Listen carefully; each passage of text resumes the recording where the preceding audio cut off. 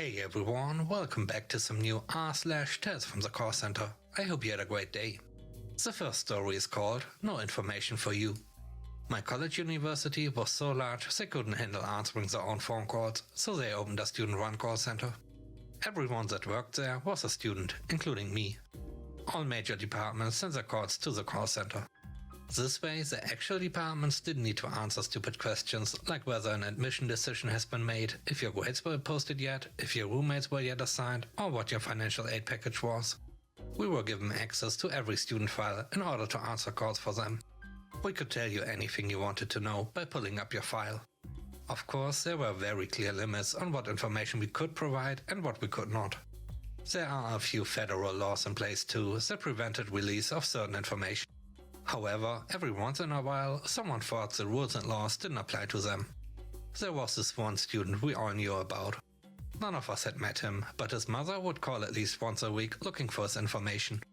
And she would switch up which department she was calling each time. One time it was financial aid, the next was registrar. She didn't realize that all calls were routed to the call center, so she thought she was crafty and getting a different person every time. Whoever was lucky enough to answer her call would briefly mute the phone and yell out, "Guys, I got so-and-so's mom." Every time she would start off being pleasant, says she's calling on behalf of her son. She would give his full name, SSN and student ID number to pull up his file and, lo and behold, his file is tagged as confidential. When a student file is tagged as confidential, it means that no information is given out, nada, nothing. Do not pass go, full stop. When a file is tagged as confidential, the standard response is, "I'm sorry, but I have no record of the student attending this university." We couldn't tell the caller that the file was confidential, because that meant we were admitting the student attended the university. So as soon as she gave us the student's name, we would knowingly pull up the student's file only to give her the standard response. "What do you mean you have no record? I know he attends there. Try it again. His name is this, his social security number is this, his student ID is this." "I'm sorry, but I have no record of this student attending this university." "You're doing something wrong. I know he attends. I have a letter from the university. I need to change his address. Can you tell me what address he has on file? Is it this? Everything needs to come to me." "I'm sorry, but I told you that I have no record of this student attending this university." Sometimes I would troll a bit and ask if she was sure she had the right information, or even if she was calling the right university, all while staring at his file.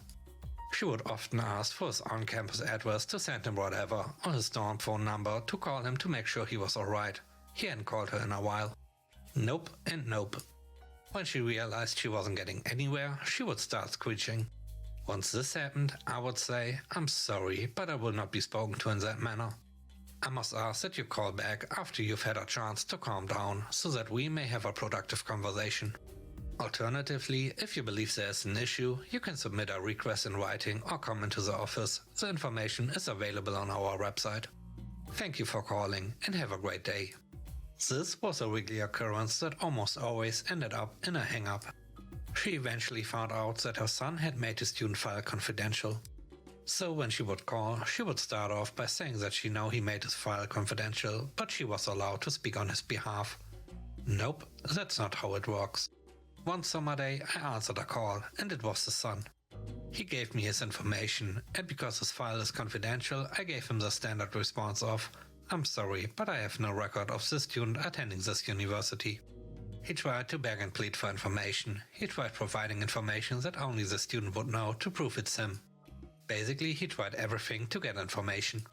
After a while, he became quiet and said in a calm tone that he knew his mom had been calling for his information and he was calling to test the system to make sure nothing was given out.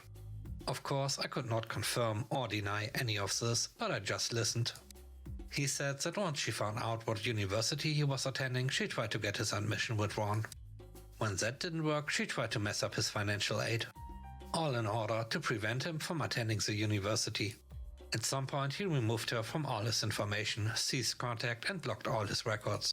Remember when I said we answered calls for a bunch of different departments? Well, when she demanded to be transferred to another department, we transferred her without hesitation, but to a department that we also answered calls for. As soon as I transfer her and hang up, we would all wait to see whose phone she would ring at. That person would then answer, knowing I had just shut down the hellbeast, and they would repeat the entire conversation. There was no way she was getting any information she wasn't supposed to have. The next story is called This is Confidential. I work for a credit card company in escalations. Every day I lose a little hope in humanity. Fun times. Prior to taking this call, I had already spoken with a representative who was able to get the name of her bank. However, the customer was refusing to give the routing number. They had already given the account number to the agent, but is now claiming we are trying to steal from her since we asked for such confidential information. Hello, whom do I have the pleasure of speaking with today? You have the pleasure of speaking with Karen. Yes, as a previous representative was advising me there was some issue with processing your payment. I want to file a complaint against the previous person. They were asking for way too much information. I am an identity theft victim. I do apologize, and I am sorry to hear about that. I will review the call and speak to them directly about any issue that occurred. And I will be more than happy to process your payment for you today. Though, if you do not wish to give the information to another person, you can always pay on now. She interrupts me. My bank account is this. Alright, and do you have your routing number? Again, interrupted. What the heck? You guys don't need my routing number. I'm calling the BBB. You are asking for too much information. Can you not speak English? This is confidential. I will not give it. I'm sorry, we do need the routing number to process any over-the-phone check payments. I can simply look in our database, which is Google, if you don't have. Again, interruption. Why are you lying to me? I know what you're doing. You're trying to take my money for yourself. I can assure you that this is not the case. In order for us to process a payment, we will need your route. Interrupted. She started a 5-minute rant about how we are stealing her information to line our pockets with her bank account that more than likely has no more than $50 in it. As she is ranting, I take this as an opportunity to Google her routing number. I am terribly sorry for all the frustration. However, I do have your routing number, which I was able to find on your bank's website. Is it this? Karen hangs up. Just why waste your time like that? I ended up pulling the account back up an hour or so later out of curiosity. She immediately called back, added a payment source and paid her bill. The call after mine took roughly 2 minutes. The last story is called I Have to Pay All of It? This happened in a call center for a large bank. Thank you for calling. How can I help you? This is fraud. This is criminal. How dare you close my account? I'm so sorry that you are unable to use your account. Can you tell me? She interrupted me. Fix this now. I don't care who you have to speak to fix it. Ma'am, so that I can. Interrupted again. She was screaming. Fix it. Ma'am, so? Fix it now. Hello, can you hear? Did you fix it? Me? Why won't you help me? I'm over it at this point. She was still screaming at level 10 at me. So I said, Marco? Did you just say Marco to me? The correct answer to say back is Polo, but I was checking to see if you could hear me. I'm so glad that you can. Are you making fun of me? No ma'am, but I don't know who you are, so I can't see your account to fix it. Why didn't you say so? I couldn't believe it and just sat there for 10 seconds of silence. She asked in a normal tone, Are you there? Oh, thank you so much for turning down your phone. Your voice was so loud I couldn't understand you. May I have your name? Dump customer. Thank you, Miss Dump. Can I have your card number? You should have it. It's your bank. Ma'am, I'm not allowed to do magic on company grounds as it's against FCC regulations. Can you read the numbers of the plastic card? How this line doesn't get me fired is beyond me. She reads the number of slower than Big Bird on Sesame Street. Thank you, Miss Dump. For security, can I have your mother's maiden name?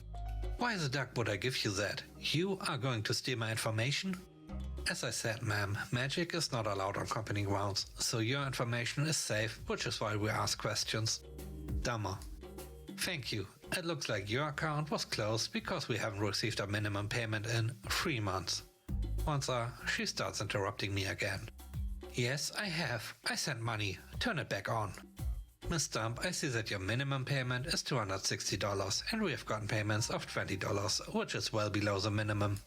See, I've sent payments. Turn my card back on. Ma'am, until your account is current, we are unable to reactivate it. But I have sent you money. That's not how this works. You don't get to pick the amount you send in. You have to send in at least the minimum payment. So if you look at your statement, it's recommended to send in more than that. So you're going to turn it back on? No. Why not? Miss Tom, what does the word minimum mean? It's the smallest amount we will take. It's like if you go to the fair, if you're not at least this tall, you cannot ride the Ferris wheel. The money you have been sending in is like that, not big enough to ride the Ferris wheel. The little box that says minimum payment is how much you need to send in to keep using the card. Does that make sense? But I don't have that much money. Then I would recommend to not use the card, as all of the money does need to be repaid back. It's not free, it's a loan. So you are not going to turn it back on? No. Fine, I'm going to open my card with another bank. And that's up to you, Miss Dump, but the same rules will apply, and you will still need to pay the bill. I would love to say this call was unique, but it happened 2 to 3 times a week. And that's it for today's video. I hope you enjoyed it. If you did, please don't forget to click the like button. And if you're new here, don't forget to subscribe. Let me know what you think about this episode in the comment section below. Have a great day. Bye bye.